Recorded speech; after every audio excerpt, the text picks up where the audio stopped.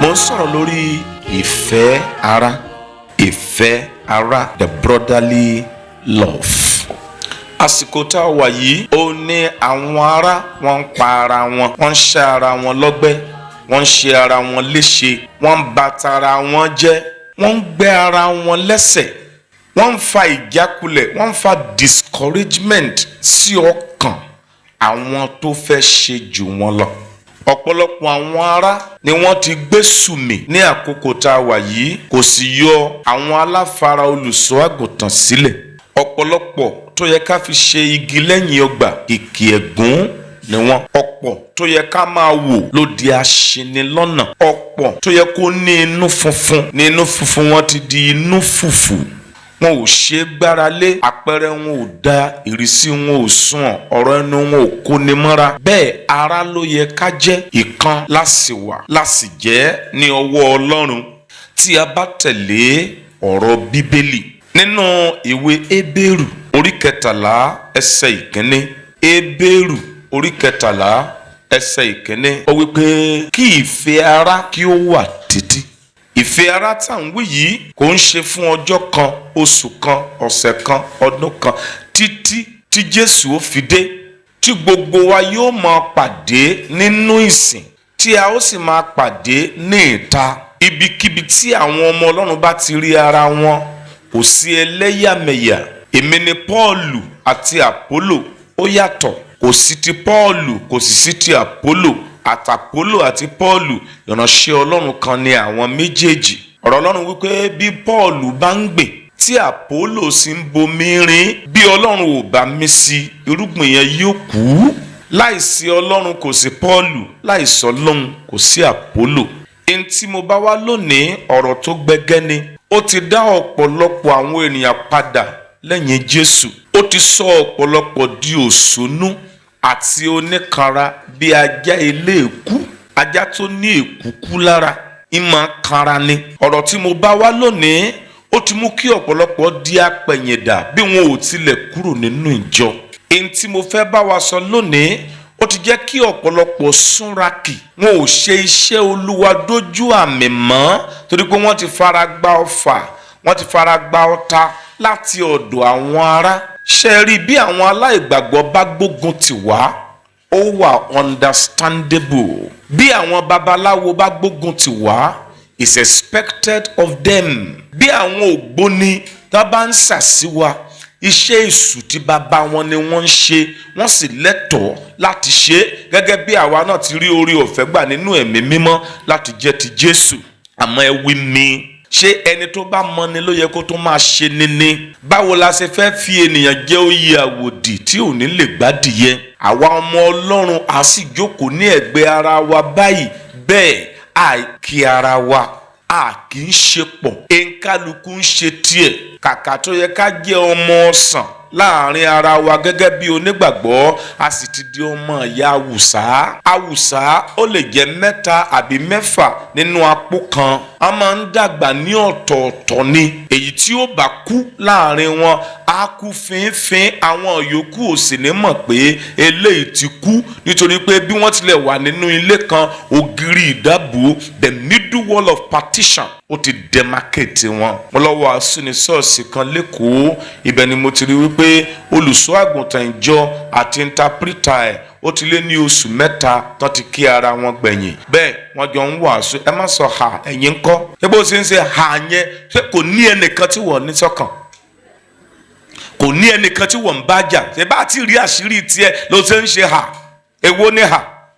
À ń sọ ohun tó ń ṣẹlẹ̀, wọ́n ń ṣe hà. Ṣẹ́rí ní ọ̀pọ̀ ọgbà a máa ń wo àṣìṣe àwọn ẹlòmíì bí ẹni pé a ò lè ṣe àṣìṣe wọn bẹ́ẹ̀. Ihun táwa ń yọ̀lẹ̀ ṣe ní kọ̀rọ̀ yàrá ojú tí wọ́n lọ.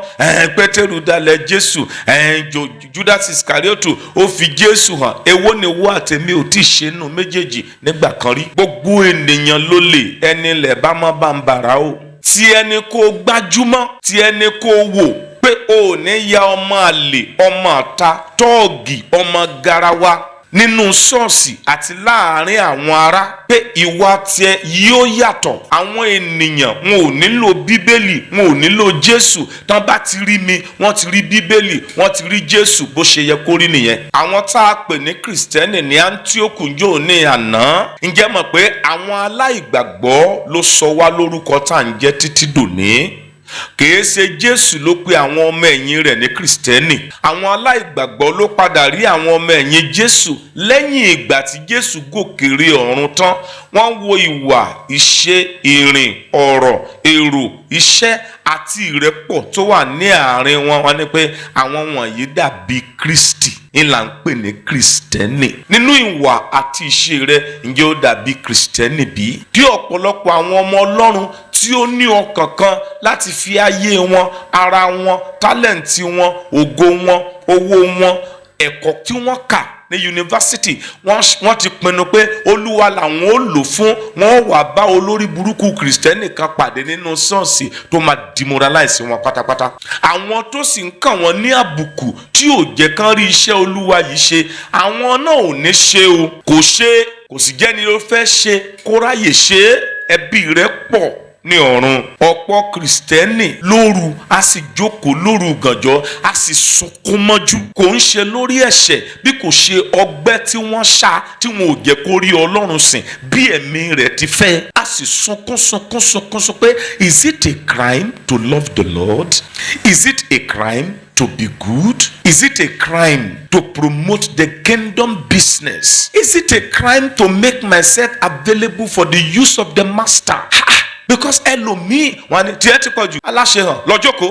Bẹ́ẹ̀ kò sẹ́ni tí ó gba Jésù lé ẹ̀mí àti ní òtítọ́ tó ń fi sùúrù sáré ìje ìgbàgbọ́ ní iwájú rẹ̀ tó sì ń retí ìgbàsókè. Irú ènìyàn bẹ́ẹ̀ kò lè jókòó jẹ́ sínú ìjọ láyé. Kíni kan mọ̀ tí kíni tó sì ń tì yẹn ó ní ẹ̀mí mímọ́. Kò ní jẹ́ ó jókòó, yóò rí àwọn àlàfo tó lu láìpẹ́ sí fúnra ara rẹ̀ yóò mọ̀ dí ibẹ̀. Torí ojúlówó ọmọ Ọlọ́run ni, ìkan ṣoṣo lẹ̀mí Ọlọ́run. Mo ti rí ọ̀pọ̀lọpọ̀ àwọn ènìyàn tó fi ṣọ́ọ̀ṣì wọn sílẹ̀.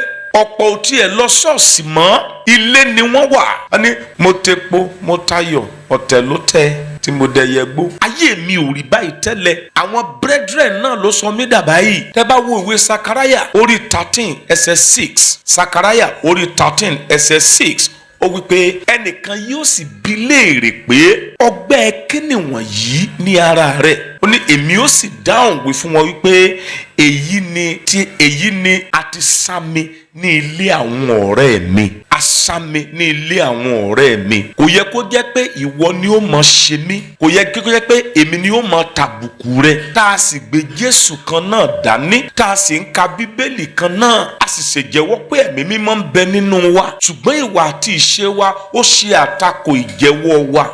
Sẹ́rí ìgbé ayé Kristẹni kìí ṣe nípa ọ̀rọ̀, kìí ṣe nípa ọ̀rọ̀ tá a sọ, kìí ṣe nípa ìwàásù tá a wà, kìí ṣe nípa àdúrà tá a gbà, kìí ṣe nípa owó àtọrẹ tá a dá, kò ń ṣe mọ́tò tá a rà fún ìránṣẹ́ Ọlọ́run, kò ń ṣe ṣọ́ọ̀ṣì jàǹràn tá a kọ́ fún ilé Olúwa táwọn èèyàn ń jọ́sìn nínú ẹ̀. Ìwà àti ìṣe ńlá ń pè ní ìgbé ayé Kristẹni.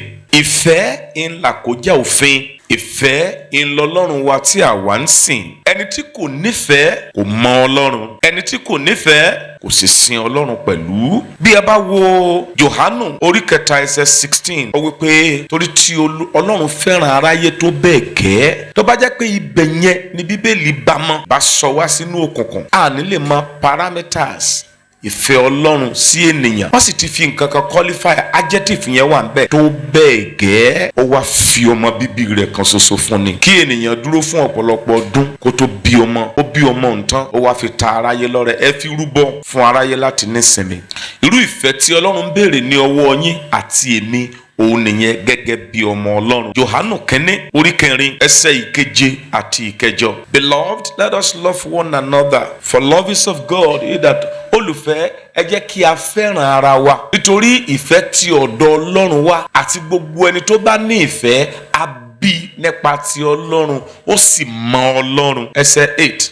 Ẹni tí kò bá ní ìfẹ́ kò mọ Ọlọ́run, nítorí pé ìfẹ́ ni Ọlọ́run. Ìfẹ́ ni Ọlọ́run. Ẹni tí kò bá ní ìfẹ́ kò mọ Ọlọ́run. He that loveth not knoweth not God, for God is love.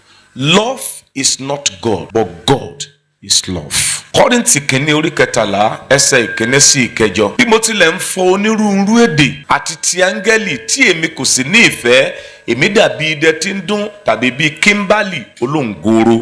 Ẹsẹ̀ 2. Bí mo sì ní ẹ̀bùn ìsọtẹ́lẹ̀, tí mo sì ní òye gbogbo ohun ìjìnlẹ̀ àti gbogbo ìmọ̀, bí mo sì ní gbogbo ìgbàgbọ́ tó bẹ́ẹ̀ tí mo lè ṣí àwọn òkè ńlá ní ipò, tí èmi kò sì ní ìfẹ́, èmi kò jẹ́ nǹkan. I am useless. Verse 3. Bí mo sì ń fi gbogbo ohun ìní mi bọ́ àwọn tálákà, bí mo sì fi ara mi fúnni láti sun, tí èmi kò sì ní ìfẹ́, kò ní èrè kan fún mi. Verse 4. Ìfẹ́ a máa mú sùúrù, a sì máa ṣeun. Ìfẹ́ kìí ṣe ìlara, ìfẹ́ kìí sọ̀rọ̀ ìgbéraga, kìí fẹ́. Ẹsẹ̀ 5. Kìí hùwà ìtọ́, kìí wá ohun ti ara rẹ̀, a kìí mú bínú, bẹ́ẹ̀ ni kìí gbìrò ohun búburú. Ẹsẹ̀ 6. Kìí yọ̀ sí àìṣòdodo, ṣùgbọ́n a máa yọ̀ nínú òtítọ́. Ẹsẹ̀ 7. A máa farada ohun gbogbo, a máa gba ohun gbogbo gbọ́, a máa retí ohun gbogbo, a máa fàyàrán ohun gbogbo. Ẹsẹ̀ 8. Rí àkó mi.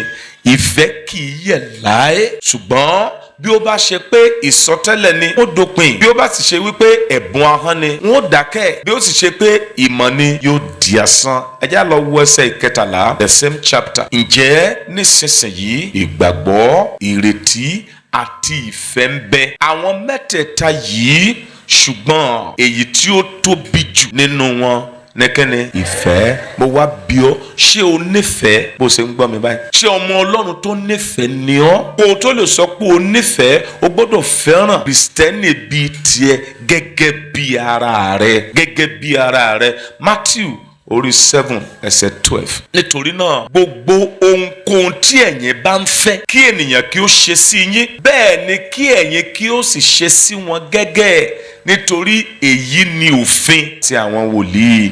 Ǹjẹ́ mọ̀ pé àwọn kan wọ́n hate disrespect, meanwhile àwọn fúnra wọn wà respectful. Àwọn ọmọ Ọlọ́run kan mo ṣàkíyèsí, dádì, àwọn ọmọ Ọlọ́run kan wà, they are rich in revenge but poor in forgiveness. Bẹ́ẹ̀ni, àwọn ọmọ Ọlọ́run kan wà, wọ́n ní ọrọ̀ gan láti gbẹ̀san, wọ́n lẹ́mìí, wọ́n ní ọkàn ìgbẹ̀san gan, ṣùgbọ́n wọ́n jẹ́ òtòṣì nínú ìdáríjì, wọn kì í dáríjì ni. A fún wa ní kókó 12 láì fi àkókò wa ṣòfò, bí a ṣe lè fi ìfẹ́ hàn sí ara wa. Mo fẹ́ bẹ̀ ọ́ láàárọ̀ yìí, tó bá ní ẹnìkan tí ìwà àti ìṣe rẹ̀ ti dá padà lẹ́yìn Jésù, wàhálà burúkú ni o. Wá ẹni yẹn lọ, dọ̀bálẹ̀ fún, bẹ́ẹ̀ sunkún níwájú ẹ̀ pé ìgbà ìmọ̀ ló ṣe ń tó ṣe yìí, dákun padà sọ́dọ̀ Jésù, o ò ní rírú rẹ̀ mọ́ láti ọ̀dọ̀ mi. Lọ trọ́bù ẹ̀ pẹ̀lú ìfẹ́, fi ìfẹ́ yọ lẹ́nu, fi ìfẹ́ yọ ènìyàn lẹ́nu tí ó fi padà sọ́dọ̀ Jésù.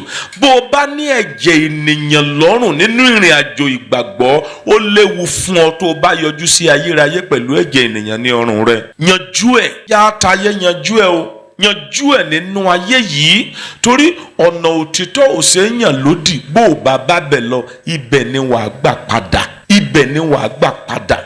Àní bóni ti rí ọ̀la lè mọ̀ rí bẹ́ẹ̀, inú fà tí babaláwo fi ń dífá ojoojúmọ́. Má ní ẹ̀jẹ̀ ẹnikẹ́ni ní ọrùn. Jẹ́ kí àwọn onígbàgbọ́ tó wà ní àyíká rẹ máa torí rẹ yin Ọlọ́run lógo pé tá a bá nírú sista lágbájá bíi 6 nínú ìjọ yìí àti wà òkè, tá a bá ní bíi brọ́dá lágbájá bíi 7 nínú ìjọ yìí àti wà òkè. Kìí ṣe wípé kó o yọ lọ́ọ̀kan báyìí kí àwùjọ sì fọ́ pẹ́. Ó ti di èèwọ̀, ó ti di jàkáwọ̀ àti ejò àìjẹ ìnìyẹn. Báwo la ṣe lè fi ìfẹ́ hàn sí ara wa gẹ́gẹ́ bí ọmọ Ọlọ́run pẹ̀lú oore ọ̀fẹ́ Ọlọ́run?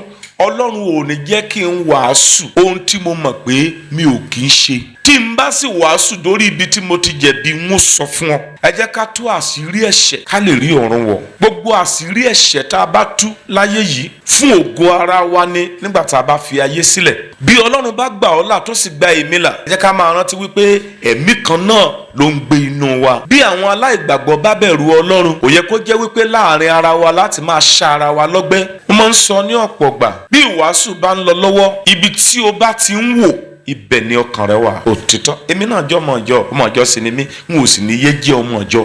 Kò sí ẹnìkan tí yóò wọ ìjọba Ọlọ́run gẹ́gẹ́ bí ìránṣẹ́ Ọlọ́run, yóò wọ ìjọba Ọlọ́run gẹ́gẹ́ bí ọmọ ìjọ ni. Kí là ń pè ní ìjọ? Ihun tí ò jọra wọn. Bàbá wa born again, tá a ní ìsọdi mímọ́ ọkàn táwọn olóyìnbó ń pè ní sanctification, tá a bá ní zoo tó wà nínú ọkàn wa, àwọn ọ̀pọ̀lọpọ̀ ẹranko ìwà tá a kó sínú kò ní jáde. Ìsọdi mímọ́ ló máa ń fọkàn mọ́ra gádá bí kírísítálì, tí wàá rí ẹlòmíì bí ẹni pé ara rẹ ló ń wò, tí wàá fẹ́ràn ẹlòmíì ju ara rẹ lọ. Tí wàá máa ṣe gan, àwọn èèyàn máa wò pé kí ló ṣe nìyí. Kò sí ní tó ṣe ọjọ́ wípé ìfẹ́ Ọlọ́run ló ń ta ọ́ gbọ̀ngbọ̀n káàkiri. A gbọ́dọ̀ fi ìfẹ́ hàn sí ara wa. Ọ̀nà àkọ́kọ́ tí a fi lè gbà fi ìfẹ́ hàn sí ara wa gẹ́gẹ́ bí ọmọ Ọlọ́run òun ní nípa ìfifúnni. Jacob orí kejì, James chapter 2 láti ẹsẹ̀ 15 sí 17. Ẹ jẹ́ ká wo ohun tí ọ̀rọ̀ Ọlọ́run sọ níbẹ̀. Jacob orí kejì ẹsẹ̀ 15 sí ẹsẹ̀ 17. Bí arákùnrin tàbí arábìnrin kan bá wà ní ìhòhò tí ó sì ṣe àìlí oúnjẹ òòjọ́, ẹsẹ̀ 16. Tí ẹnìkan nínú yín sì wí fún pé ẹ máa lọ ní àlàáfíà, kí ara yín kí ó má ṣe tutù, kí ẹ sì yó, ṣùgbọ́n ẹ kò fi nǹkan wọn nì tí ara ń fẹ́ fún wọn, èrè kí ni ó jẹ́? Ẹsẹ̀ 17. Bẹ́ẹ̀ sì ni ìgbàgbọ́ bí kò bá ní iṣẹ́, ó kú nínú ara. Nípa ìfifúnni, mo ń sọ fún bàbá Jeremiah lánàá, mo wí pé ìgbàgbọ́ tí èmi bá, ìgbàgbọ́ tó jẹ́ wípé àwọn ará wọn mọ ibi tó ń fi kọ́kọ́rọ́ yàrá wọn pamọ́ sí, tó jẹ́ pé tí mo bá wá sí ọ̀dọ̀ bàbá tí mi ò bá wọn nílé, màá ṣílẹ̀kùn, inú yàrá wọn ni mò ń lọ, màá wẹ̀, àwọnú wọdúrópù wọn, tí aṣọ wọn bá ṣàìsí mi ni màá wọ̀. Aṣọ tí bàbá lò kù tí ò tí ì fọ̀, màá ti fọ̀ kí bàbá ó tó dé, má sì ti dáná oúnjẹ sílẹ̀ kó tó dé. Ìgbàgbọ́ tí èmi bá nìyẹn 36 years ago. Ìgbàgbọ́ tí mo bá nìyẹn, ìfifúnni. Àmọ́ nísìnyí àwọn ọmọ Ọlọ́run ti di akagom. Àwọn ọmọ Ọlọ́run ọwọ́ wọn wà sticky, mú wá wọn ìfifúnni. Bẹ́ẹ̀ òkè téńté báyìí lọ́wọ́ afúnni ń gbé. Givers never lack. Nípa ìfifúnni, ó lè jáṣọ, ó lè jówó. Nígbà míì tó o bá fún brọ́dà kan ní 200 naira, owó ọ̀tí 200 million lọ́wọ́ ẹ̀, torí ó mọ bí nǹkan ṣe rí pẹ̀lú ẹ̀. Lọ́pọ̀ ọgbà nígbà yẹn tí mi ò tí ì ní mọ́tò, èmi ni mo máa ń kọ́kọ́ dé church, handkerchief méjì ni mo máa ń lò. Ìgbà míì mi ò lówó tí màá fi gun ọ̀kadà dé church wa bá ta sí ń wí, ó tó bí 3 kilometres síbi tí mò ń gbé. Eré ni màá sá dé church. Gbogbo bàtà mi ti máa bu tá bí agbábára. Tí n bá sì ti dénú church báyìí, handkerchief kan wà fún, màá fomi sí, màá nù dáadáa. Wàá rò pé plane ló gbé mi dé church ni. Màá ti gbálẹ̀, màá ti nu àga, màá ti ṣe gbogbo ẹ̀ kí àwọn yòókù tó dé. Ẹ gbọ́, Ọlọ́run kì í gbàgbé iṣẹ́ ìsìn àtọkànwá. He will surely reward you. Ntí ènìyàn bá gbìn, ẹni yóò ká á. Bá ṣe rere, bá ṣe búburú. Torí àkómi ìkejì, nípa ṣíṣe ìbẹ̀wò ara wa. Iṣẹ́ àwọn apostoli orí kejì ẹsẹ̀ 40 sí 47. Ǹjẹ́ mọ̀ pé ọ̀pọ̀lọpọ̀ àwọn ọmọ Ọlọ́run lónìí wọ́n mọ àwọn ará tí ò wá sínú ìsìn. Ọ̀pọ̀ tó sì mọ àwọn ará tí ò wá sínú ìsìn kò tiẹ̀ mú fún wọn pé ká tiẹ̀ lọ wò wọ́n wò. Nígbà yẹn wọn kì í sọ fún wa láti lọ ṣe visitation. Ó ti wà nínú ẹ̀jẹ̀. Ẹni tá a bá ti rí báyìí bí ẹni tẹ ọmọ ẹdìyẹ pa sẹ́nu ọ̀nà ẹni o. Bẹ́ẹ̀ ni yìí ṣe ń wọlé báyìí tó ń jáde, ẹlòmíì ti dé. Àwa dàbí pé wọ́n rò ìfẹ́ ara ní ń pa wọ́n kú lọ. Èyí tí ò ní jẹ́ kí ẹnìyàn lè lo gbójúgbóyà jókòó sílé ní ọjọ́ mítìn tó ń bọ̀ wá nìyẹn. Wọn ò ní jẹ́ ń gbádùn. And by so doing, you will be confirming him or her in the knowledge, the admonition, the nature, and the character of Christ. Àti ọ̀rọ̀ púpọ̀ mìíràn ni ó fi ń jẹ́rìí tí ó sì fi ń gbà wọ́n ní ìyànjú wípé ẹ gba ara yín là lọ́wọ́ ìran àrékérekè yìí. Verse 41. Nítorí náà àwọn tí ó sì fi ayọ̀ gba ọ̀rọ̀ rẹ̀ àbátísì wọn ní ọjọ́ náà a sì ká ìwọ̀n 15,000 ọkàn kún wọn. Verse 42. Wọ́n sì dúró ṣinṣin nínú ẹ̀kọ́ àwọn àpọ́stélì àti ní ìdàpọ̀, ní bíbu àkàrà àti nínú àdúrà. Ẹ̀rù sì bà gbogbo ọkàn. Iṣẹ́ ìyanu àti iṣẹ́ àmì púpọ̀ lé àti ọwọ́ àwọn àpọ́stélì ṣe. Gbogbo àwọn tí ó sì gbàgbọ́ wà ní ibì kan, wọ́n ní ohun gbogbo ṣọ̀kan, no division, no tribalism, no segregation. Wọ́n sì ta ohun ìní àti ẹrù wọn, wọ́n sì ń pín fún olúkúlùkù gẹ́gẹ́ bí ẹnikẹ́ni ti ṣe aláìní. Wọ́n sì ń fi ọkàn kan dúró ní ojoojúmọ́ nínú tẹ́ḿpìlì àti ní bíbu àkàrà ní ilé. Wọ́n ń fi inú dídùn àti ọkàn kan jẹ oúnjẹ wọn. 47. Wọ́n ń yin Ọlọ́run, ó sì ní ojú rere lọ́dọ̀ ènìyàn gbogbo. Olúwa sì yàn án kún wọn ní ojoojúmọ́ àwọn tí à ń gbàlà. Ìkẹta, nípa wíwá ohun rere fún ara wa. Gálátíà orí 6 ẹsẹ̀ 7 sí 10. Nípa wíwá ohun rere fún ara wa. Tí dádì tí wọ́n jókòó yìí, àjọjẹ́ mẹ́mbà chọ́ọ̀chì kan ni dádì yẹn, yes, àjọjẹ́ mẹ́mbà chọ́ọ̀chì kan. Wọ́n dẹ̀ mọ̀ pé mò ń wáṣẹ́, wọ́n ti gbọ́, wọ́n ti mọ̀ ní ibi iṣẹ́ wọn. Àyè sísílẹ̀, wọ́n dẹ̀ mọ̀ pé mo qualify. Kan tó sọ fún mi gan, wọ́n ti lọ rí àwọn èèyàn kan. Mo ní candidate o, mo ní candidate. Bá a ṣe mọ àwọn ará nìyẹn. Wọ́n mọ̀ wá ohun rere fún mi. Kì í ṣe wípé mo wà níbi iṣẹ́ kan, mi ò fẹ́ kí mẹ́mbà church mi kankan kó wá síbẹ̀. Mi ò fẹ́ ká tọ́ mi, ìkà ni mí. Mi ò gbàgbọ́. Bírú mi bá pọ̀ nínú ìjọ, kódà a ní rí owó ra microphone. Inú ṣẹlẹ̀ nìyẹn. Mi ò fẹ́ kẹ́nìbọ̀dì mọ ibi tí mo ti ń rówó. Ìwọ ṣé ibi tó o ti ń rówó nìyẹn? Táwọn bá gbà ọ́ síbẹ̀ sí o lè rówó ń bẹ̀.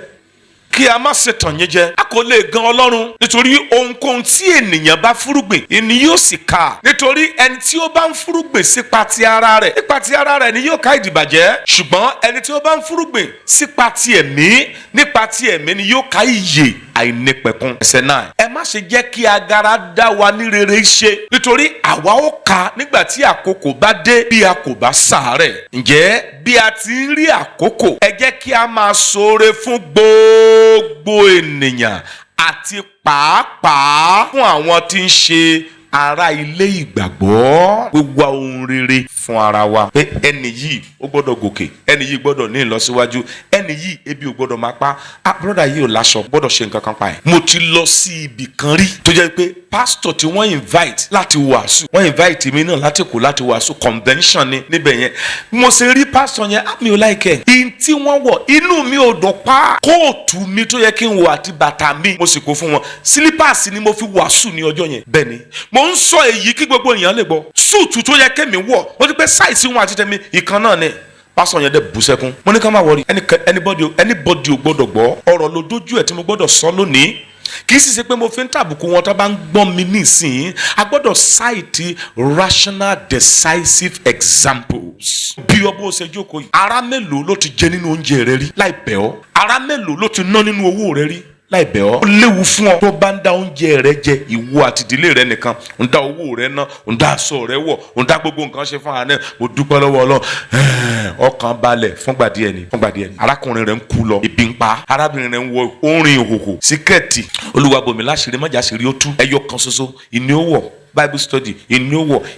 Ó dẹ̀ pretend bí ẹni pé o rí. Tó o bá dẹ̀ fẹ́ fúnni ní nǹkan, wàá fúnni ní nǹkan tó gbayì tí wọ́n gan lè lò. Ó ṣe pé o fẹ́ fún mi ní bàtà tó fún mi, mo ní ìdí àti ná 15,000 sí kó tó ṣe é wọ̀. O ràn mí lọ́wọ́, o dákún ìṣòro mi ni. O ràn mí lọ́wọ́, wàá fún mi ní tí màá torí ẹ̀ dúpẹ́. Àwọn kan wà, wọ́n láwọn fún àwọn ènìyàn, wọ́n fún àwọn ará ní nǹkan tí ò wúlò fún wọn mọ́, tí ò ní value lójú wọn mọ́ ní èmi. Aṣọ́lẹ̀ ti fẹ́yìn mi ò lè wọ̀, ó yẹ kí ibùdó alágbájá lè wọ̀. O ò nífẹ̀ẹ́. Agbó gbàgbọ́, àwọn ọmọ Ọlọ́run là ń pè bẹ́ẹ̀. Ìkẹrin, níní ìgbẹ́kẹ̀lé nínú ara wa. A gbọ́dọ̀ trust ara wa. Let this mind be in you which was also in Christ Jesus. Philippians chapter 2 verse 5. Fílípì orí kejì ẹsẹ̀ 5. Ẹ ní èrò yìí nínú yín, èyí tí ó ti wà pẹ̀lú nínú Kristi Jésù. Ibẹ̀ gangan kan ni mò ń lọ. Ẹ bá mi lọ sí ẹsẹ̀ 19 sí 22, the same book of Philippians. Ṣùgbọ́n mo ní ìrètí nínú Jésù Olúwa láti rán Tímótì sí yín ní lọ́ọ́lọ́ yìí, kí èmi pẹ̀lú lè ní ìfọ̀kànbalẹ̀ nígbà tí mo bá gbúrò ìjókòó yín. Ẹsẹ̀ 20. Nítorí èmi kò ní ẹni onírú kan náà tí ó dàbí rẹ̀, tí yóò máa fi tinútinú ṣe àníyàn yín. Ẹsẹ̀ 21. Nítorí gbogbo wọn ní ń tọ́jú nǹkan ti ara wọn, kì í sì ṣe nǹkan tí ń ṣe ti Jésù Kristi.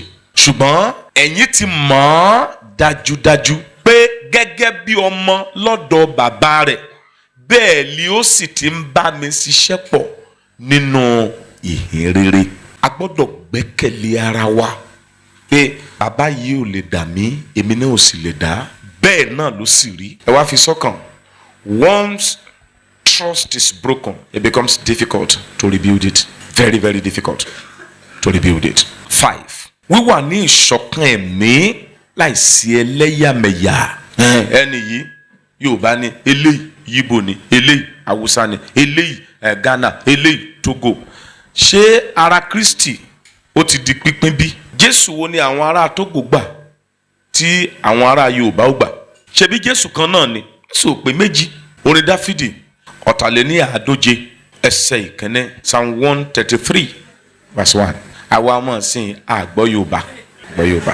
Kíyèsí, ó ti dára, ó sì ti dùn tó fún àwọn ará láti máa jùmọ̀ gbé ní ìrẹ́pọ̀. Àjùmọ̀ gbé ìṣọ̀kan ẹ̀mí láìsí ẹlẹ́yàmẹ̀yà. Kò sí Jésù tó wà fún Yíbò lọ́tọ̀, kò sí Jésù tó wà fún Yorùbá lọ́tọ̀. Ìkànnì wa, a sì gbọdọ̀ rí ara wa bẹ́ẹ̀. 6. Fífi àdúrà ran ara wa lọ́wọ́. Fífi àdúrà ran ara wa lọ́wọ́. Éfésù 4 ẹsẹ̀ ìkejìdínlógún. Pẹ̀lú gbogbo àdúrà àti ẹ̀bẹ̀ ni kí ẹ máa gbàdúrà nígbà gbogbo nínú ẹ̀mí, kí ẹ sì máa ṣọ́ra sí i nínú ìdúróṣinṣin gbogbo àti ẹ̀bẹ̀ fún gbogbo ènìyàn mímọ́. Àwọn ènìyàn mímọ́ ni àwa ará nínú Olúwa. Iṣẹ́ àwọn Àpọ́stélì 12 ẹsẹ̀ ìkíní sí ìkarùn-ún.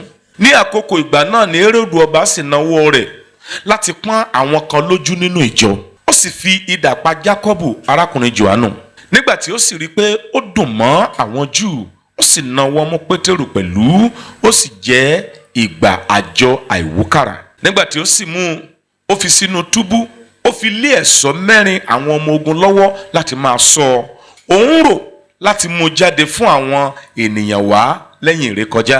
Nítorí náà wọ́n pa Pétérù mọ́ nínú túbú, ṣùgbọ́n ìjọ ń fi ìtara gbàdúrà sọ́dọ̀ Ọlọ́run fún un. Ọ̀pọ̀lọpọ̀ àwọn ọmọ Ọlọ́run ló ń la ìṣòro tó le pọ́nrán kan kọjá ní ìsìn láàyè ara wọn. Àwa ọmọ Ọlọ́run yòókù tá a jọjọ́ mọ̀ ọjọ́ kan náà àmọ́ bá a tilẹ̀ mọ̀ a ní dá sí. Bá a bá jàjà wá mọ̀ ní ìsìn, àwa tún broadcast ẹ̀. Ẹ̀gbọ́n tó ṣẹlẹ̀ sí sísá Alágbájá, inú problem ńlá ló wà ń sáré.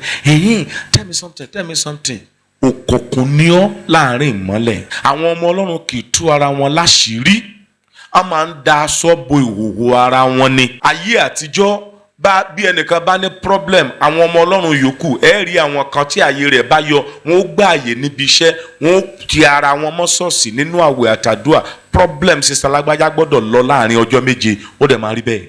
Àmọ́ kò sí irú rẹ̀ mọ́. Àìkẹ́kọ̀ọ́ ó ń dà wá láàmú. Kíkẹ́kọ̀ọ́ láìtẹ̀lé ó ń yọ wá lẹ́nu. Torí àwọn nǹkan wọ̀nyí la gbọ́dọ̀ mọ̀, tá a sì gbọ́dọ̀ máa ṣe wọ́n bí a ó bá jẹ́ ará nítòótọ́ tó ní ìfẹ́. Pétérù nìkan ni wọ́n mú lẹ́yìn ìgbà tí wọ́n ti fi idà pa Jákọ́bù arákùnrin Jòhánù. Wọ́n wá mú. Ìgbà tí wọ́n mú Jákọ́bù, ìjọ ò ṣe nǹkan kan. Wọ́n wò pé kò jẹ́jẹ́ bẹ́ẹ̀, kò sẹ́ni tó lè pa Jákọ́bù. Lójú ẹ̀mí wọn báyìí fẹ́wú, wọ́n sì gé orí ẹ̀. Ó sì dùn mọ́ àwọn Júù. Kò sì sí ní tó ṣẹlẹ̀. Ọlọ́run ò ṣèdájọ́. Ẹ mọ̀ pé Ọlọ́run ìyọjú ràn ní tá a bá pè sí ni mọ̀ ń dá sí. Kì í yọjú ràn. Ẹ mú bá ti ń kí Ọlọ́run ni ọba wo nípa yóò wù ọ́ tó ikú kò ń dá sí àfi tó o bá pè sí. Lóní ẹ béèrè á fún yín. Bó o bá ti béèrè ó ní lọ́dọ̀, àmọ́ ká fún yín ẹ lè má ní ìdí ẹ̀. Àwọn afọ́jú mélòó kan wọ́n tọrọ bára wá sí ṣọ́ọ̀ṣì wa ńgbà kan ní ìlú Ìlọrin. Olùṣọ́ àgùntàn mi nígbà náà tó jẹ́ baba nínú Olúwa fún mi, ó wí pé ṣé kí n gbàdúrà fún ọ kó o ríran? Wọ́n ní fún mi lówó. Bẹ́ẹ̀ ni ọjọ́ yẹn ni mo kọ́ ẹ̀kọ́ ńlá. Bó o bá ń béèrè nǹkan lọ́wọ́ Ọlọ́run, wà á yan, wà á sọ bó o ṣe fẹ́, wà á sọ bó o ṣe fẹ́. Obìnrin kan lọ sọ́dọ̀ Dr. Olúkọ̀yà ní Èkó, chartered accountant, ọmọ 27 years, kò lọ́yàn lóbìnrin. Ṣé ẹ mọ̀ pé kò normal? Àwọn chromosomes kan in the body ló fail láti develop. Dr. Olúkọ̀yà wá pé wà á ní ọyàn nísìn, jẹ́ ká gbàdúrà. Wọ́n sì ń gbàdúrà. Ó wá sọ fún wípé èèwọ̀ ọbẹ̀ ni wípé tó bá ti tóbi tó eléyìí tó fẹ́ kó o ké hallelujah, àìjẹ́ bẹ́ẹ̀ yóò máa tóbi sí ni o. Amen. Dr. sì bẹ̀rẹ̀ sí gbàdúrà. Lady yẹn sọ pé lójijì nípò bẹ̀rẹ̀ sí ń ta òun, ó ń ta àfi fù bíi bàálù. Tágbára Ọlọ́run lè ṣe nìyẹn. Ìpèníjà ló jẹ́ fún èmi pé ìránṣẹ́ Ọlọ́run bíi tèmi orí ìṣòro láyé ẹnìkan ó yẹ pé nísìn Ọlọ́run máa ṣẹ́gun ẹ̀ látọjọ́ tèmi ti gbàgbọ́ ṣé mi lè dé level yẹn kí ló wá ń pa mí láyọ̀ àwọn èèyàn bíi tèmi nínú wọn ṣe takuntakun èmi jókòó sí ipò kan kò sí òbí tí inú rẹ̀ yóò dùn sí ọmọ tá a bí ó lo ọdún 7 ó sì wà lórí ìjókòó kò lè rìn inú rẹ̀ ò lè dùn inú ò lè dùn bàbá mọ ìṣòro ara wa kò ń ṣe láti fi bú ara wa kò ń ṣe sẹ́rí nísìn àwọn ọmọ Ọlọ́run kan wà wọ́n prefer láti sọ ohun tó ń dùn wọ́n àti tó ń ṣe wọ́n fún àwọn aláìgbàgbọ́ tó jẹ́ ọ̀rẹ́ wọn níta ju onígbàgbọ́ tó jọjọ́ mẹ́mbà chọ́ọ̀chì kan lọ wọ́n ò fi bú mi nǹkan burúkú sì ni àjọ Jésù kò sí ẹnìkan tó wá bá Jésù fún àmọ̀ràn lẹ́yìn ìgbà tí Jésù gbà ní ìmọ̀ràn tán tó sì gbàdúrà fún ǹjẹ́ rírí kí Jésù máa ṣe wàásù bí kan kó fi mọ́rọ̀ sọ rárá dáńfó gédégbé ni ẹnkálukú bíi tiẹ̀ bí èmi àti mọ́mì tó jẹ́ ìyàwó mi bá ṣe close tó wọ́n mọ history anybody in the church kò ń ṣe responsibility wọn Ọlọ́run ò pè wọ́n láti pastor church èmi ló pè ìyàtọ̀ sí wà láàrin relationships wa tó ní ṣe pẹ̀lú ọkọ àtìyàwó àti relationship tó ní ṣe pẹ̀lú iṣẹ́ orí pẹpẹ bí ìdájọ́ bá dé Ọlọ́run ò ní kankan ṣe pẹ̀lú wọn èmi lọ́lọ́run máa face. So if you know the problem of your sister, you don't use it to abuse her. You don't use it to vilify and idiot her. No. Rather, let her problem motivate you to go pray, seeking the face of God and asking the Lord for divine intervention. And even at that, you don't need to broadcast it. Ọ̀pọ̀lọpọ̀ wa láyé ke wo gbé ìrànlọ́wọ́ burúkú ẹ máa lọ ọ̀pọ̀lọpọ̀ ẹwọ wo ènìyàn ha lè rí ohunkóhun gbà bí àfidá bá fi fún láti òkè torí àkókò mi. Ìjọ gbàdúrà Ọlọ́run o bá a ṣe ń wò rèé tá a fi gé orí Jákọ́bù eléyìí ò gbọdọ̀ rí bẹ́ẹ̀ o a di ìlérí rẹ mú a sì pè ọ́ sọ̀kalẹ̀ tú Pétérù sílẹ̀ kúrò nínú túbú ó ń fi ìtara gbàdúrà kíkankíkan fún wọn ní other prayer point than that one. Ọlọ́run gbọ́ àbí ògbọ́ ẹni tá a tì mọ́lé títún lọ wàásù níbòmí ẹ̀yìn rírú ẹ̀rí. Ìkeje gbígbárùkù ti ara tó ní ìpòrúurú àti ìjákulẹ̀ ọkàn bá ṣe lè fi ìfẹ́ hàn sí ara wa nìyẹn. Brother sister tó ní ìpòrúurú àti ìjákulẹ̀ ọkàn ó wà discouraged ó wà confused ó wà devastated kò mọ ohun tó kàn mọ́ láti ṣe ó rú lójú ó dé ìkóríta kò yé mi àṣírí ló fẹ́ tú yìí ẹ̀sìn rèé irú arábìnrin bẹ́ẹ̀ a gbọ́dọ̀ gbárùkù tì bí ọmọ Ọlọ́run ò bá ní ṣẹgbẹ́ ayé ó yẹ kó ṣẹgbẹ́ ẹ̀jọ́ sísítà yìí ò lẹ́gbẹ́ lẹ́níwẹ̀ẹ́ yàtọ̀ sí church ẹ̀dẹ̀mọ̀ ó wá ní nǹkan ṣe ní ìlú wọn gbogbo church members wan give excuses you are discouraging her ìdí nìyẹn tí àwọn kan fi wà wọ́n wà nù jọ wọ́n tún wà nù ẹgbẹ́ ọmọ ìlú wọ́n ní church máa disappoint ó dẹ̀ ń rí bẹ́ẹ̀ ẹ̀rù bà mí lọ́jọ́ tí bàbá Adébóyè sọ ọ̀rọ̀ yìí fún wa bàbá Adébóyè wípé ní ìsìn pẹ̀lú ẹ̀kọ́ tí àwọn ènìyàn ti kọ́ àwọn yóò yà fẹ́ gbé iṣẹ́ táwọn fẹ́ ṣe fún babaláwo àti aláìgbàgbọ́ ju pé káwọn fi lé pásítọ̀ lọ́wọ́ lọ ọ̀rọ̀ burúkú rèé o tí àwọn bàbá yẹn bá dẹ̀ ń sọ̀rọ̀ ẹ má dá sí o ẹ̀kọ́ ni kẹ́ kọ́ nínú ìtàn sọ torí tí wọ́n ti rí ìrírí ìnímójú àgbájì ìtàn ti rí ló fà á a fẹ́ ra 1 acre of land kan gbà kan lẹ́kọ̀ọ́ òun ló ṣe a boundary pẹ̀lú AIT wọ́n dẹ̀ sọ fún wọn iye tí owó rẹ̀ jẹ́ asásọ̀tún asásọ̀ àárí àpàdà lọ sọ fún wọn ẹ wò ẹ̀ta fẹ́ lomi àárí àlèjalè n ò lè máa dúndùnkúdù máa ríran èké torí pé a fẹ́ ralẹ̀ agbára ò tí ì ka ẹni tí Ọlọ́run ò dì nínú tí lọ́ọ́ ń jẹ ṣúgà ọkọ̀ lẹ́tà sí jẹ̀díjẹ̀dí ẹni tí ò ga tó lọ́ọ́ ń dé fìlà gogoro ibi tí ojú rẹ̀ bá ti bẹ̀rẹ̀ láti gbérí agbárí tó ní bẹ́ẹ̀ni ẹ̀ta fẹ́ lòmíì kọ́mọ̀dé pé adìlé yín chọ́ọ̀chì kan láwọn ò ní dárúkọ wọ́n ń wò wá wọ́n sì ń gbọ́ wá náà lọ sọ fún lórí wọn pé báyìí ó lóun wá interested ẹ lọ béèrè iye tó wọ́n wá sọ fún wọn yìí pé 18 million nígbà yẹn eléyìí tí mo ń sọ yìí nísìnyí that was 2006 18 million na fẹ́ tàǹgbà náà wọ́n sì padà lọ bá olórí wọn pé wọ́n pè ní 75 million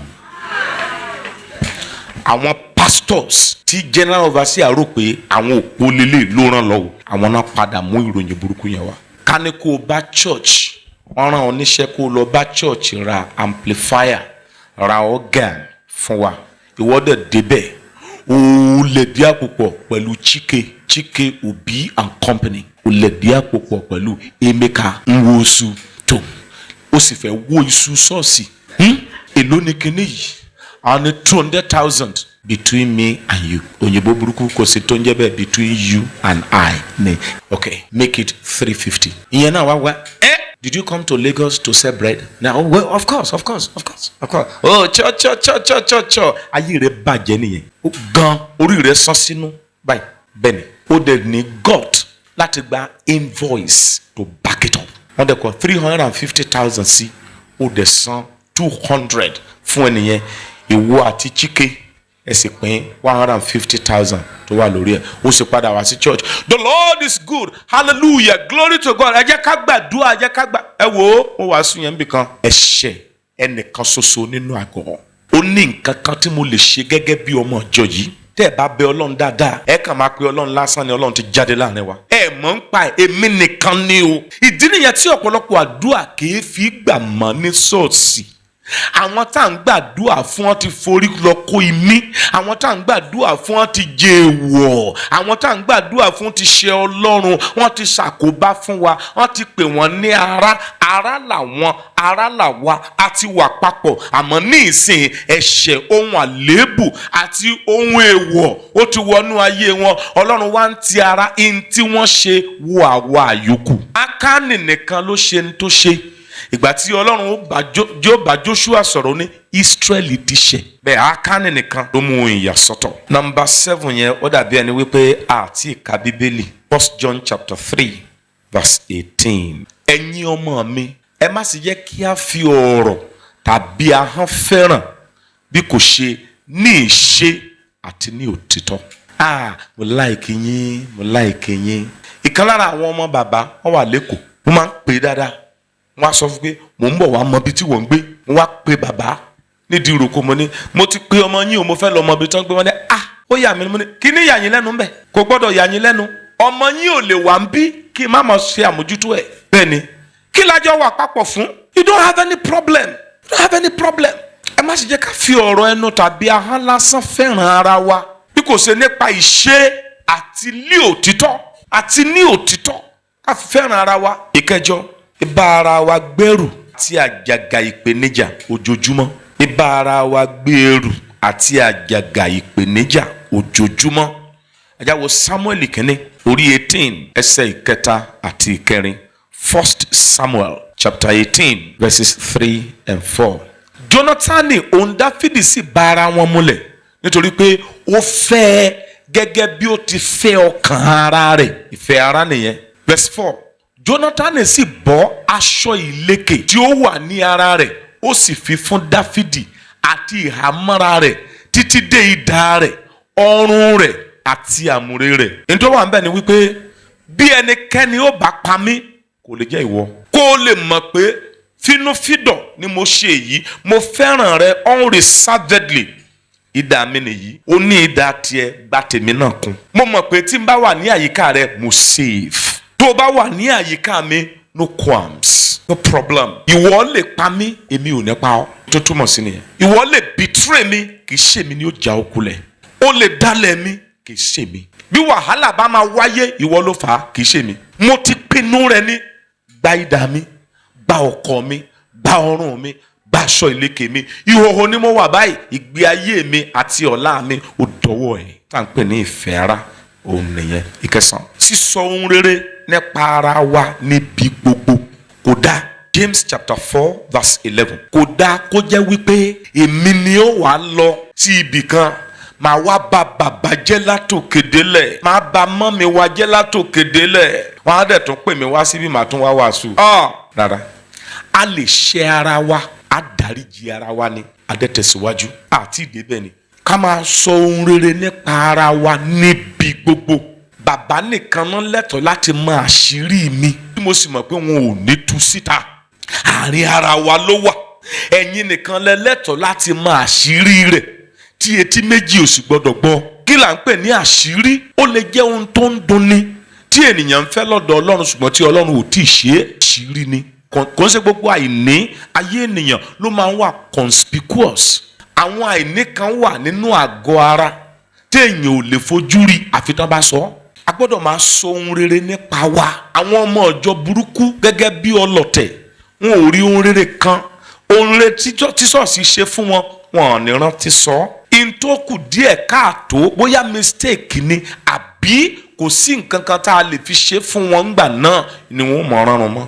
Àwọn ni máa ń tú àṣírí ṣọ́ọ̀ṣì síta. Àwọn ni máa ń rojọ́ ṣọ́ọ̀ṣì fún àwọn aláìgbàgbọ́. Jákọ́bù orí 4 ẹsẹ̀ 11. Ará, ẹ má ṣe sọ̀rọ̀ ibi sí ara yín. Ẹni tí ó bá ń sọ̀rọ̀ ibi sí arákùnrin rẹ̀ tí ó sì ń dá arákùnrin rẹ̀ lẹ́jọ́, ó ń sọ̀rọ̀ ibi sí òfin, ó sì ń dá òfin lẹ́jọ́. Ṣùgbọ́n bí ìwọ bá ń dá òfin lẹ́jọ́, ìwọ kì í ṣe olùṣe òfin bí kò ṣe onídàájọ́. Orin Dáfídì orí 50 láti ẹsẹ̀ 16. Psalm 50 from verse 16. Mo fẹ́ kí gbogbo ènìyàn kó gbọ́ ohun tí mo fẹ́ kà yìí. Ṣùgbọ́n Ọlọ́run wí fún ènìyàn búburú pé kí ni ìwọ ní fi ṣe láti máa sọ̀rọ̀ ìlànà mi, tàbí tí ìwọ fi mú májẹ̀mú mi ní ẹnu rẹ. Ẹsẹ̀ 17. Wò, ìwọ ṣáà kórìíra ẹ̀kọ́, ìwọ sì ti ṣá ọ̀rọ̀ mi tì lẹ́yìn rẹ. Ẹsẹ̀ 18. Nígbà tí ìwọ rí olè, nígbà náà ni ìwọ bá a mọ̀ pọ̀, ìwọ sì bá àwọn àgbèrè ṣe àjọpín. Ẹsẹ̀ 19. Ìwọ fi ẹnu rẹ fún búburú, ahọ́n rẹ ń pètè ẹ̀tàn. Ẹsẹ̀ 20. Ìwọ jókòó, ìwọ ń sọ̀rọ̀ sí arákùnrin rẹ, ìwọ ń ba orúkọ ọmọ ìyá rẹ jẹ́. Ẹsẹ̀ 21. Nǹkan wọ̀nyí ni ìwọ ṣe, èmi sì dákẹ́, kì í ṣe pé n ò mọ̀, mo lúgọ ni. Ìgbà tí n bá dìde, gbogbo ayé ni ó bá ọ kẹ́dùn, mo lúgọ ni. Nǹkan wọ̀nyí ni ìwọ ṣe, èmi sì dákẹ́, ìwọ ṣe bí èmi tilẹ̀ dàbí irú ìwọ ti kálára rẹ, èmi ó bá ọ wí, èmi ó sì kà wọ́n ní ẹsẹẹsẹ ní ojú rẹ. Ní ọjọ́ Tuesday ní ọ̀sẹ̀ tó kọjá, nǹkan báyìí ló ṣe. Wednesday, nǹkan báyìí ló ṣe. Ibi báyìí n ó kà ní ẹsẹẹsẹ tó ò ní lè deny. Ǹjẹ́ ro 22 ro èyí ẹ̀yin tí ó gbàgbé Ọlọ́run, kí èmi kí ó má bàa fà yín ya pẹ́rẹpẹ́rẹ tí kì yóò sí olùgbàlà. 23 bí tó parí sí. Ẹnikẹ́ni tí ó bá rú ẹbọ ìyìn, ó yìn mí lógo, àti ẹni tí ó bá mú ọ̀nà ọ̀rọ̀ rẹ̀ tọ́ lé èmi ó fi ìgbàlà Ọlọ́run hàn fún. Ìwọ jókòó, ìwọ sì ń bà orúkọ ọmọ ìyá rẹ jẹ́. Ọlọ́run rí ọ, Ọlọ́run rí ọ. Tó o bá sọ pé Ọlọ́run rí ọ, jẹ́ kí ènìyàn rí ọ náà. Nínú ìgbàgbọ́ yìí, ìkẹwàá, rírí ẹnì kejì gẹ́gẹ́ bí ara wa. Wàá rí ẹnì kejì gẹ́gẹ́ bí ara rẹ. Éfésù orí 5 ẹsẹ̀ 29 àti 30. Nítorí kò sí ẹnìkan tí ó ti kórìíra ara rẹ̀ bí kò ṣe pé kí ó máa bọ́ ọ́, kí ó sì máa ṣìkẹ́ rẹ̀ gẹ́gẹ́ bí Kristi sì ti ń ṣe sí ìjọ. Verse 30. Nítorí pé àwa ní ẹ̀yà ara rẹ̀ àti ti ẹran ara rẹ̀ àti ti egungun rẹ̀. Praise the Lord. Mo yá eléyìí lò ní ọ̀pọ̀ gbà nínú ẹ̀kọ́ ìgbéyàwó. Wọ́n ti máa ń lo àwọn ẹsẹ̀ ọ̀rọ̀ Ọlọ́run wọ̀nyí, àmọ́ ó dáa fún àwa ará náà. Mo máa ń sọ̀rọ̀ yẹn, ó sì máa ń pani lẹ́rìn-ín. Àwọn àgbàlagbà sọ pé ọmọdé kan ìsíwọ́ lu mí. Sẹ́yìn náà ti rí àgbàlagbà tó síwọ́ lu mí. Ẹ ti rí rí. Tó yàgbẹ́ sílẹ̀ pé ṣé èmi ni mo yá kẹ́lẹ́ lódúdú rẹ́rẹ́rẹ́ yìí gbà ó ti rí rí. Ara àtọmọdé àtàgbà ní ìsíwọ́ lu mí. Bẹ́ẹ̀ ẹ lè rí láyé kí ènìyàn torí rírùn ìgbẹ́ tó fẹ́ yà kó mọ̀ lọ tọ́ílẹ̀tì. Tí n bá yàgbẹ́ ó máa rùn sí mi, tó mi ò lọ tọ́ílẹ̀tì. Ẹ ti rí rí. Ẹ dáhùn. Kò ṣeé ṣe. Bíbélì sọ pé bí o ṣe kórìíra ara rẹ ló ṣe gbọ́dọ̀ kórìíra ẹlòmíì.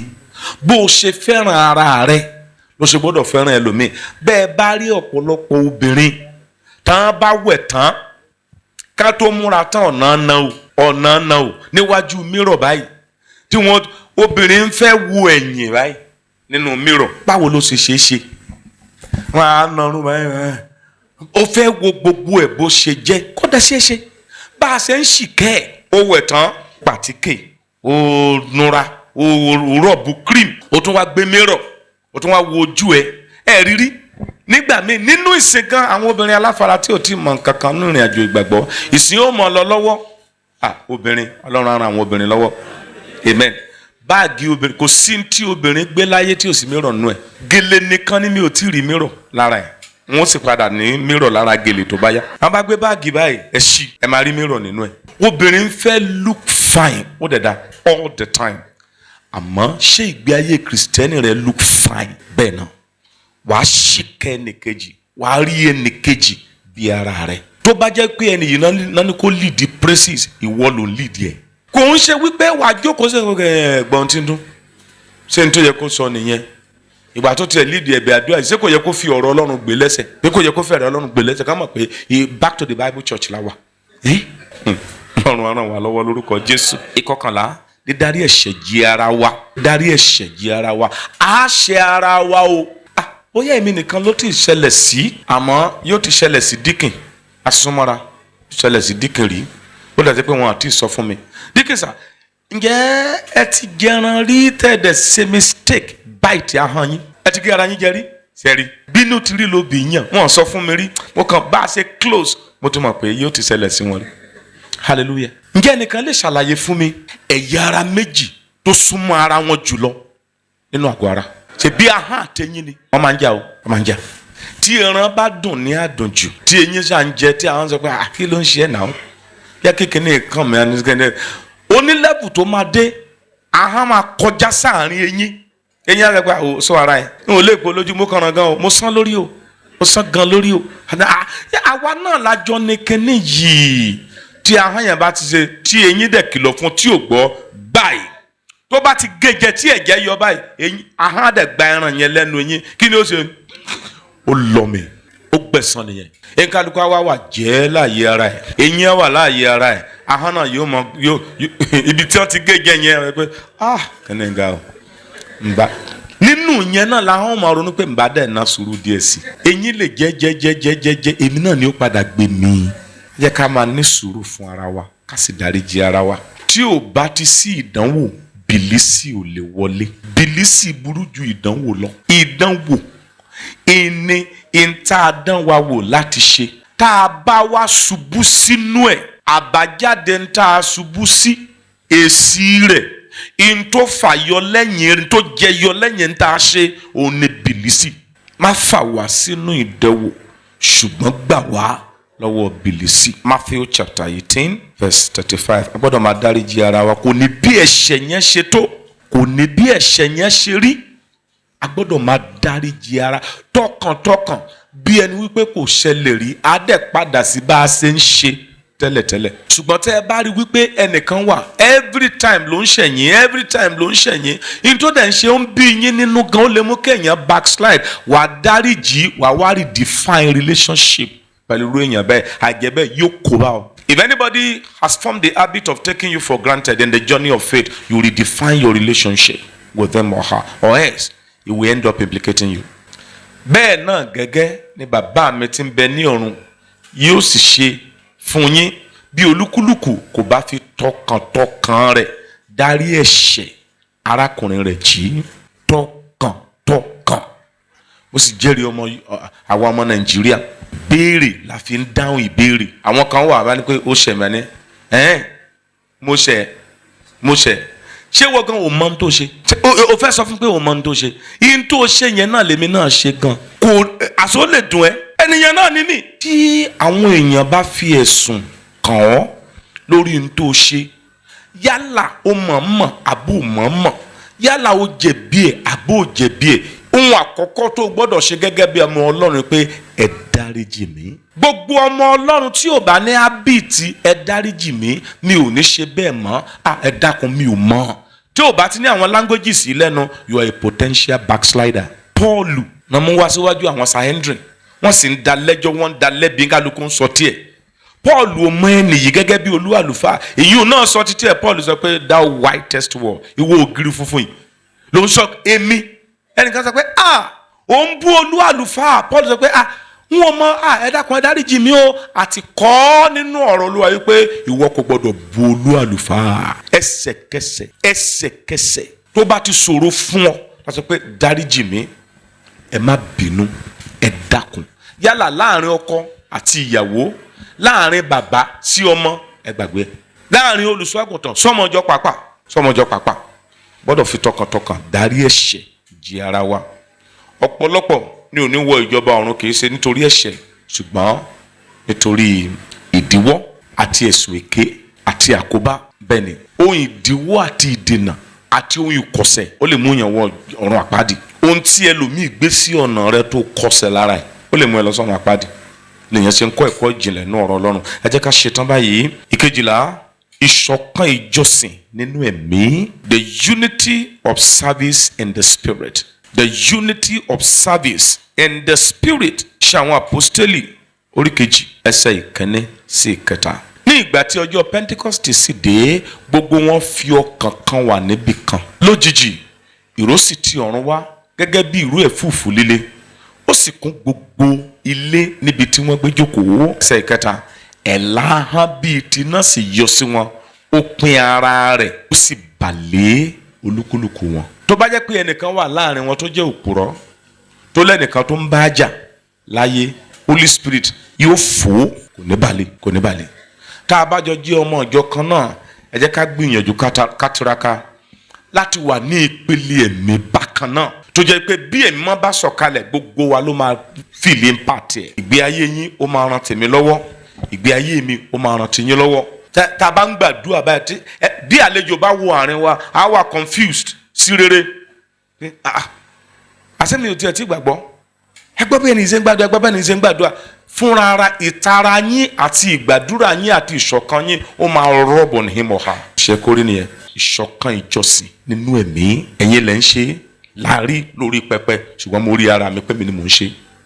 Ẹ̀ẹ́dẹ̀ gbọ́dọ̀ fẹ́ olùṣọ́ àgùntàn àti interpreter ẹ̀. Ṣọ́ọ̀ṣì kan tí mo tún lọ wàásù, mo sọ̀rọ̀ lórí oòrùn kò gbọ́dọ̀ wọ̀ bá ìbínú rẹ̀, ni mo wàásù lé lórí lọ́jọ́ náà lọ́hùn. You don't sleep over an unsettled quarrel. If you do, you may wake up the next day and find yourself in hell.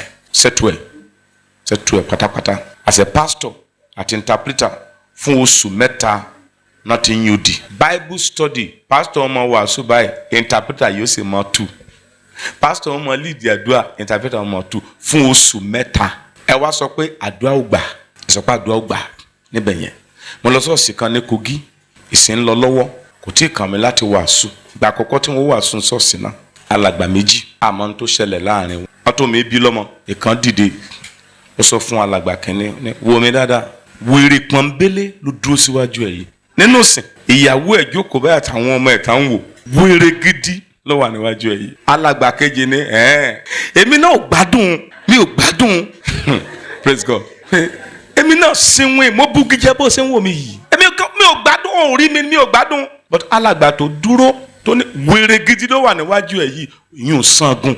Alàgbà tó wà lórí ìjókòó tó lóun gan ò gbádùn, ó rí i pé tóun bá tẹ̀síwájú púpọ̀ jù, etí òun lè gbóná, ìtìjú dẹ̀ máa bá òun nínú bí eléyà lù mí ṣe léṣe. Ìyẹn náà ń fà díẹ̀. Pásítọ̀ wọn ní ó ti tó wọn dá abẹ́ mi ṣe dìde nìyẹn. Mo sì sọ wọn ní ẹ̀yin bàbá méjèèjì yìí òpònú àgbàyà nìyí. Ẹ̀ ń kan Jésù mọ́gí lẹ́lẹ́kejì. Àṣírí yín tú èyí tẹ́ ń ṣe nílé tẹ́nikẹ́ni ò mọ̀. Ṣé alàgbàlẹ́yìn àbí aláǹgbá? Alàgbàlẹ́yìn tàbí ọmọ àlè nínú ìjọ? Mi ò sọ̀rọ̀ gẹ́gẹ́ bí ọmọdé, mo ń sọ̀rọ̀ ní ipò Ọlọ́run ńgbà náà. Ẹ ka Bíbélì dáadáa. Ìgbà míì wà Jésù máa sọ̀rọ̀ gẹ́gẹ́ bí ènìyàn, ìgbà míì yóò sọ̀rọ̀ gẹ́gẹ́ bí olùgbàlà, ìgbà míì yóò sọ̀rọ̀ gẹ́gẹ́ bí onídàájọ́. So the messianic aspect of my ambassadorial status came on board. I told them you are foolish. Mo ń sọ̀rọ̀ lọ́wọ́, àwọn méjèèjì bú sẹ́kún pé òtítọ́ rèé. Èmi náà bú sẹ́kún. Wọ́n ṣe ń bú sẹ́kún báyìí, mo sì dọ̀bálẹ̀ láàrin àwọn méjèèjì. Bàbá lẹ jẹ́ fún mi, ṣùgbọ́n ìwà tẹ̀hù ìwà ọmọ àlè ni. A sì parí ẹ, mo ní ẹ dì mọ́ ara yín kẹ́ parí ẹ̀. Wọ́n dì mọ́ ara wọn, mo sì gbàdúrà fún wọn, mo sì kúrò ń bẹ̀. Ọ̀sẹ̀ kan lẹ́yìn yẹn, ìkànnì wọn sì kú. Tá a bá yanjú ẹ̀ ńkọ́, níbo ni wọ́n ń lọ? Dìde láti gbàdúrà. Ọlọ́run ṣe mí ní onífẹ̀ẹ́ nínú ìgbàgbọ́ tí mo gbà. Lò mí fún àwọn ará. Má jẹ́ ń jẹ́ olùdènà, má jẹ́ ń jẹ́ alátakò. Má ṣe jẹ́ kí ẹnikẹ́ni kó ní ìrẹ̀wẹ̀sì àti ìdágúnlẹ̀ ọkàn látàrí ìwà mi, ọ̀rọ̀ mi, èrò mi àti ìṣe mi sí wọn. Ó yá gbàdúrà.